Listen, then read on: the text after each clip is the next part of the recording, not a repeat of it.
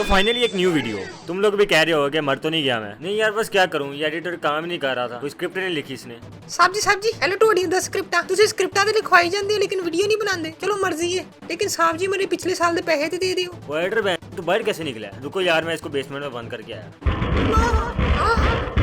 साहब जी भाई ये बाहर कैसे आ गया? चलो इससे पहले मेरी और पोल खुले, तुम ये वीडियो देखो। तांजिरो को दूसरों से मेल पे बात करना बहुत पसंद है। उसके पास बहुत चूहे मुंह हैं जिससे वो बात करता है, जैसे सिक्वंजी, साइंजूडो, गियो और टेंजन। गियो इसकी मेल्स को ऐसे इग्नोर करता है जैसे मैं हेट कमेंट्स इग्नोर करता हूँ। तांजिरो की बात हो ही रही है तो क्या तुम्हें पता है कि उसकी माँ की तांजिरो की मदर अपनी लुक से ज्यादा स्ट्रॉन्ग है। इनफैक्ट उन्होंने एक बार एक बोर्ड को टिंड मारी थी अपनी। यार मैंने भी मारनी है टिंड अपनी। नोटी हो रहा के बहन के। तुम्हें लग रहा होगा कि ग्योमे ने अपनी आंखें डीमन से साथ फाइट करते हुए खोई थी। रियलिटी इससे भी ज्यादा बुरी है। चाइल्डहुड में उसको एक फीवर था जिसकी वजह से उसकी आंखें खराब हो गई। यार एक बात तो बताओ, ये जेंजिस का बेंटन टेंजन और बहुत टन हो गया। ये 3 वाइफ्स लेके फिर रहा है और यहाँ एक मिलना मुश्किल हुआ है। और बहन चोर, ऐसी बीवियां कहाँ मिलती हैं जो सेकंड मैरिज की इजाजत दे दे। और मजे की बात तो ये है कि इनमें से एक सुमा LGQ मोबाइल टीवी कम्युनिटी में है। नहीं यार फॉर रियल, इसकी किसी फैन बुक में ये मेंशन भी किया गया है। वाइफ से याद आया नेजुको।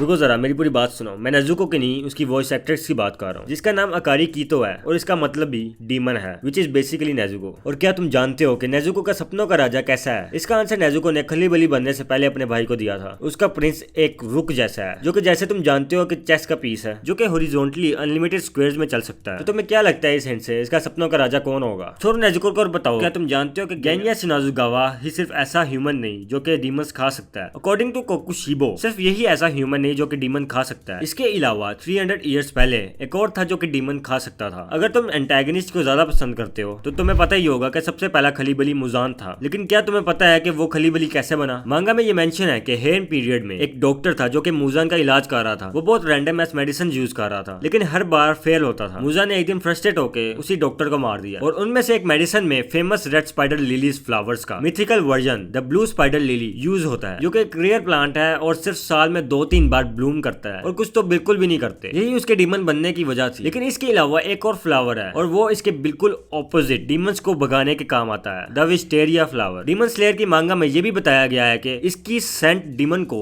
दूर भगाती है। दाकी का नाम उसके क्रूर पास्ट को रिफ्लेक्ट करता है। इसके डीमन बनने से पहले इसका नाम उम्मे था। नाम से ये तुम्हें पूकी लग रही होगी लेकिन हल्के में नहीं लेना, ये तुम्हारे शटे टाट कर देगी। उसका ये नाम उसकी मदर की डिजीज पर रखा गया है जो कि इस डिजीज की वजह से मर चुकी है, साइफिलिस, जिसको जापानीज में बाइदोकू कहते हैं। और बाय एंड उम्मे दोनों सेम कांजी की अल्टरनेट रीडिंग्स हैं। डैम, इतनी नॉलेज, लगता है जापान जाना पड़ेगा। और मैंने सुना है कि उधर यूथ की कमी है, मैं जाके पूरी करता हूँ। उधर जाके मैं सबसे पहले सीधा वन पीस के राइटर को बेसमेंट में बंद करके वन पीस का एंड पूछूंगा। मैं नहीं 1500 एपिसोड देख सकता। वन पीस के राइटर से याद आया कि इचिरो ओदा ने डीमन स्लेयर की मांगा की सक्सेस पर हैप्पी टू यू किया था। I mean, congratulations दी थी। इचिरो ओदा को छोड़ो और कमेंट्स में बताओ कि कौन से ऐसे 2 कैरेक्टर हैं जिन्होंने बगैर किसी प्रायर नॉलेज के ब्रीथिंग स्टाइल्स बनाए थे। हाँ कमेंट लिखो, मैं वेट कर रहा हूँ तुम्हारा।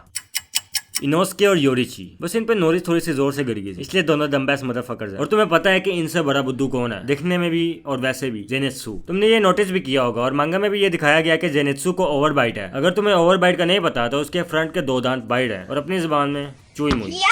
सच्ची बताना, सिक्वंजी तले हुए पिनोकियो जैसा लगता है ना? क्या तुम्हें पता है कि ये मास्क क्यों पहनता है? क्योंकि इसका फेस बच्चियों जैसा है और डीमन जिसका मजाक उड़ाते थे जिसकी वजह से एम्बैरेस्ड फील करता था, उसने मास्क पहनना शुरू कर दिया। वैसे नॉट गोना लाई, इसकी नाक पे तुम डोनट स्टैक कर सकते हो। क्या तुमने कभी सोचा है कि रेंगोकू फैमिली में सबके हेयर फ्लेम जैसे क्यों है? यार क्या हो गया, कोई अपनी मर्जी से बाल डाई भी नहीं करा सकता। लेकिन इसकी एक्चुअल वजह एक कस्टम है केंकागारी के नाम से, जिसमें प्रेग्नेंट वाइफ्स को वीक में 2 आवर्स के लिए एक बिग बोनफायर को देखना पड़ता है। कभी मुझे भी बुलाओ, बोनफायर पे चेस्ट पीस बनाते हैं। वाइडर बैंड तो तुझे किसने निकाला है बेसमेंट से?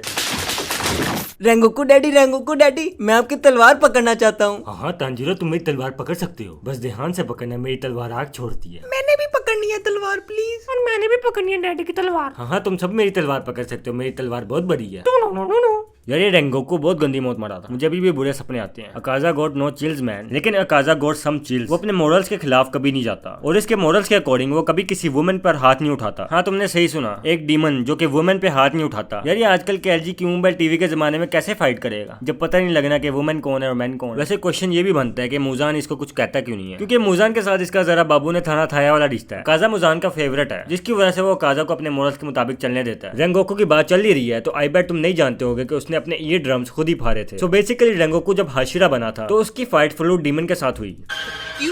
क्या हुई? जिस फाइट में रेंगोकू ने चाहत फतेह अली का गाने लगा के अपने कान फाड़ लिए ताकि फ्लूट डीमन उसे मार ना सके, क्योंकि उसकी स्पेशल पावर ऑडियो फ्रीक्वेंसीज थी। क्या तुम्हें पता है कि ऐसे कौन से डीमंस हैं जिन्हें मुजान कंट्रोल नहीं कर सकता? पहला है नेजुको, जो कि हाफ डीमन है, जिसका मीनिंग ये है कि वो अपने ह्यूमन इमोशंस को कंट्रोल कर सकती है। और दूसरी तामियो है, जो कि पहले मुजान के अंडर काम कर चुकी है। और आखिर में क्या तुम जानते हो कि डीमन स्लेयर के प्रोड्यूसर युमा ताकाहाशी का फेवरेट कैरेक्टर कौन है? उन्होंने इसका आंसर एनिमे न्यूज नेटवर्क के एक इंटरव्यू में दिया है, जिसमें उन्होंने कहा कि वो तांजीरो से सबसे ज्यादा रिलेट कर सकते हैं, क्योंकि वो अपने चैलेंजेस को करेज और प्रिजर्वेरेंस से फेस करता है, जिससे इनको भी मोटिवेशन मिलती है। लेकिन इनका फेवरेट कैरेक्टर शिनोबु कोचू है। मेरी भी। एडिटर तो फिर बाहर आ गया। रुको जरा, मैं इसको बेसमेंट में बंद करके आया। उतनी देर तुम मेरी अगली वीडियो देखो, लाइक करो, सब्सक्राइब करो और कमेंट में बताओ कि तुम्हें अगली वीडियो किस टॉपिक पे चाहिए, क्योंकि मेरे पास टॉपिक खत्म हो रहे हैं। ये ना हो कि मुझे दोबारा मैकडॉनल्ड पे काम करना पड़ जाए।